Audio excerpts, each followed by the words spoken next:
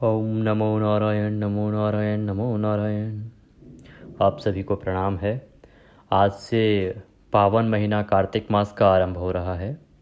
इसका महात्म्य हम आपको आज से सुनाना आरंभ करेंगे। महात्म्य जब सुनाना आरंभ किया जाता है, सबसे पहले भगवान गणपति की पूजा की जाती है, उनका आवाहन किया जाता है। फिर भगवान विष्णु की पूजा की जाती है, माँ सरस्वती को याद किया जाता है और उसके बाद महात्म्य आरंभ होता है। जो महात्म्य है कार्तिक मास का, ये संवाद है भगवान श्री कृष्ण और माता सत्यभामा के बीच का। कि किस प्रकार से माँ सत्यभामा भगवान श्री कृष्ण से सवाल करती हैं और फिर वो इस महात्म्य को कहना आरंभ करते हैं। सबसे पहले हम भगवान गणपति को याद करेंगे। आप अपने जगह पे बैठ जाएं, आसन ले लें, जहाँ भी आप बैठे हैं बैठ जाएं, शांतचित्त होके भगवान का ध्यान करें। सबसे पहले हम गणपति पूजन करेंगे, बहुत ही सूक्ष्म। ओम वक्रतुंड महाकाय सूर्यकोटि समप्रभ निर्विघ्नं कुरु मे देव सर्वकार्येषु सर्वदा। बोलिए गणेश जी महाराज की जय। अब हम भगवान विष्णु का आह्वान करेंगे। शांताकारं भुजंगशयनं पद्मनाभं सुरेशं विश्वधारं गगनसदृशं मेघवर्णं शुभांगं लक्ष्मीकान्तं कमलनयनं योगिविन्दार्यनगम्यं वन्दे विष्णुं भवभयहरं सर्वलोकैकनाथम्। बोले भगवान विष्णु की जय, माता सरस्वती की जय। हम सभी की वंदना करते हैं और उसके बाद अब आपको पहला अध्याय जो है वो सुनाना आरंभ करेंगे। कार्तिक मास जो महात्म्य है उसमें 35 अध्याय हैं, तो उसको देखेंगे हम। किसी दिन 2 अध्याय करेंगे, किसी दिन बाकी दिन 1 अध्याय करेंगे। इस तरह से हम पूरे कार्तिक मास के 30 दिनों में हम आपको ये पूरा महात्म्य सुनाएंगे। ये आपको बीच बीच में बताते रहेंगे। कार्तिक जो महात्म्य हैं उसमें बहुत से ऐसे दिन आते हैं जब अलग अलग पूजाएं होती हैं, उसके विषय में आपको जानकारी देते रहेंगे।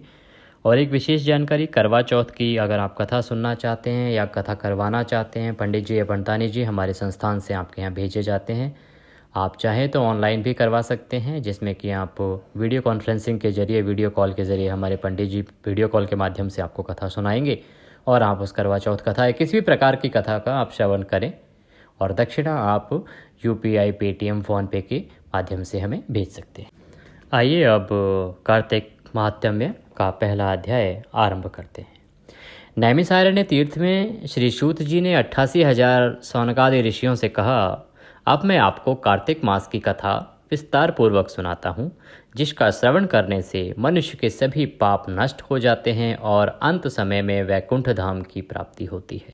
सूत जी बोले, श्री कृष्ण जी से अनुमति लेकर देव ऋषि नारद के चले जाने के पश्चात सत्यभामा प्रसन्न होकर भगवान कृष्ण से बोली, हे प्रभु, मैं धन्य हुई, मेरा जन्म सफल हुआ।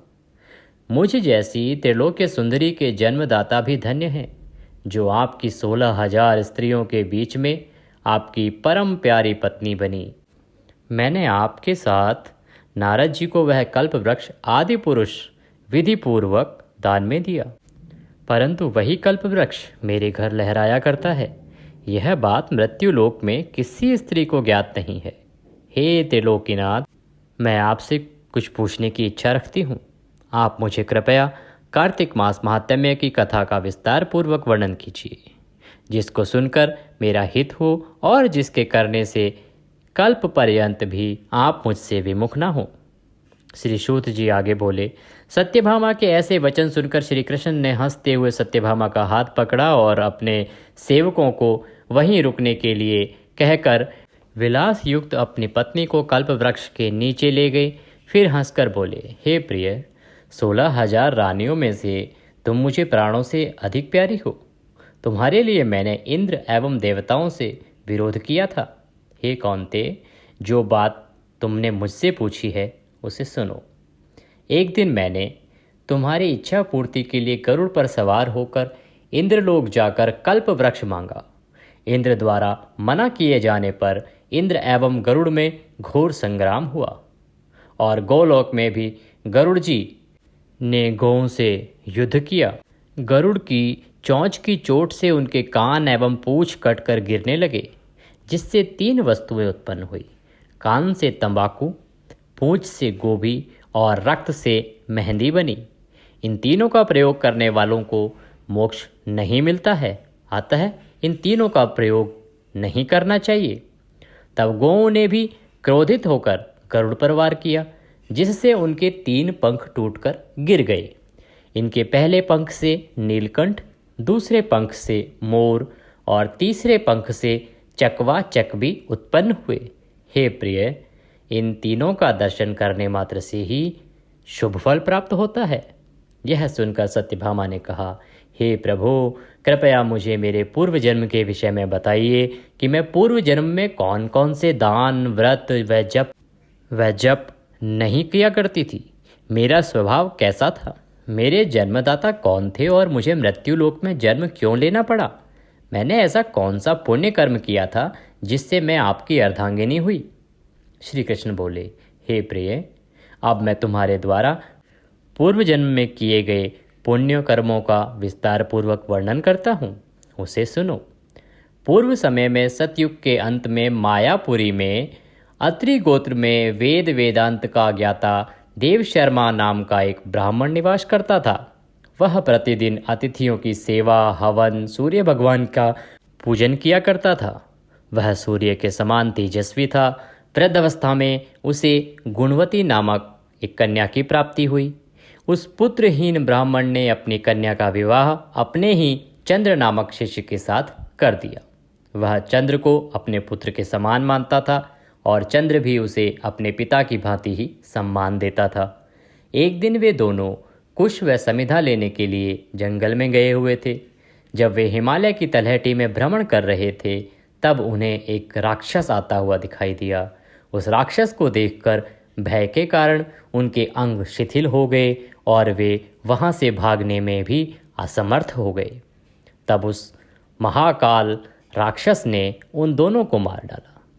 चूंकि वे धर्मात्मा थे, इसलिए मेरे पार्षद उन्हें मेरे बैकुंठ धाम में मेरे पास ले आए।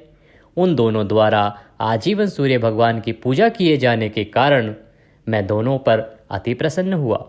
गणेश जी, शिव जी, सूर्यदेव एवं देवी, इन सब की पूजा करने वाले मनुष्य को स्वर्ग की प्राप्ति होती है। मैं एक होता हुआ भी काल और कर्म के भेदों से 5 प्रकार का होता हूँ। जैसे एक देवदत्त, पिता, भ्राता आदि नामों से पुकारा जाता है।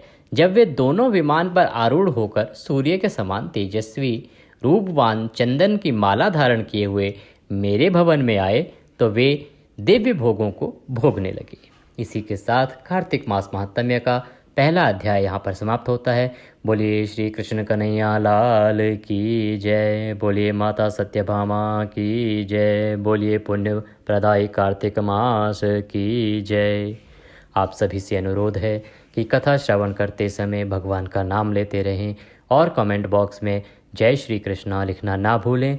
इससे आपकी तरफ से हमें दक्षिणा भी प्राप्त होती है और इससे भगवान का नाम भी आपके मुख पर आता है। भगवान श्री कृष्ण की कृपा आप सब पर, हम पर बनी रहे, इसी आशा के साथ इस वीडियो में भी आपसे लेते हैं विदा। कल हम दूसरे अध्याय के साथ आपके सामने फिर से होंगे। दूसरा अध्याय सुनना ना भूलें और कार्तिक मास की जो कथा है उसको सुनना ना भूलें। चैनल को भी अगर सब्सक्राइब नहीं किया है तो उसको सब्सक्राइब कर लें, क्योंकि कार्तिक मास में ऐसे बहुत से व्रत, त्योहार और नियम हैं जिनको हम यहाँ बताने वाले हैं और वो आपके लिए बहुत अधिक उपयोगी हो सकते हैं। अभी के लिए इतना ही। कल फिर होगी आपसे मुलाकात। तब तक के लिए जय श्री कृष्ण।